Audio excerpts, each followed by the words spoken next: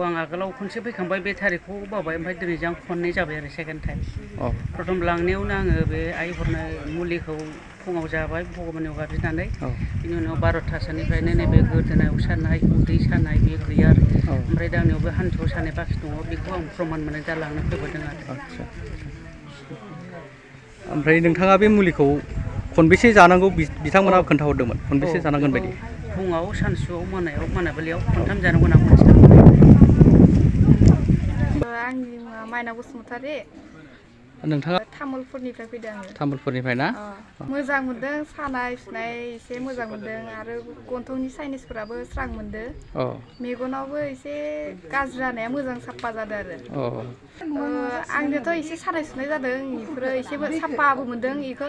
सानाय सुनायाव हथार सानायफोराव नाख्लायना लाबा सान्थि मोनखादो मानगोनां गिबियैनो आंनि सिनायथिया आं बिश्वनाथ डिस्ट्रिक्टनि सेरफांगुरि गामिनि बेनिफ्राय आंनि फिसाया हार्ट बेमार आगसिखै बेनिफ्राय आं गुवाहाटियाव लांदोंमोन गुवाहाटियाव डाक्टरा 8,000 बिदों थ' 8 लाख बिदों 8 लाख बिनायाव आंथ' जों गोरिब गुन्द्रा निखावरि मानसि मा राहाजों मा लामाजों बे गथ'खौ फोथांगोन गामिनि बिदिनो बायदिसिनाफोरा बुंबाय शिलंआव थां शिलंआव एसे खमाव जायोनो बेनिखायनो आं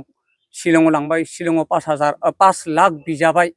5 लाख बिजानायाव लास्टआव डाक्टरा बुंबाय नोंहा जुदि इमानखिनि आयुष्मान कार्ड आरो बायदिसिना रेशन कार्ड गैयाबा 2 लाखबाबो नों जेन तेन बुथुमना लाना फै बिदि बुंनायाव दा 2 लाखबो जों हाया ओंखायनो आं नेटआव नुबाय नेटआव नुनानै मा जाबाय ओरैबायदिहे रुनिकाटा थाना सान्तिपुर पस्ट अफिस आरो लांदरबारि गामि ओरैबायदि खासेवनि मानिक कालागुन्दारासनि 2 बेबायदि खोनानानै आं बेयाव सिदा शिलंनिफ्राय बाहेरा फैनानै आं दिनै नैबे आफा इसोरनि खाथियाव फैनानै दा आंनि फिसाया दा बे हार्ट बेमारनिफ्राय दा 50% खेबसे लांगासेयावनो 50% आरोग्य मोनदों दा नैथि खेबाव आं दा आरो लांफैदों माब्ला लांफैयामोन तारिखखौथ' आं मिथिला ना दा सिगाङाव लांफैखांखाबाय सिगाङाव खेबसे लांफैबाय आसलथे मा जादोंमोन नोंनि फिसालाया हार्ट बेमार हार्टआ माबायदि मा उसुबिदा हार्टआ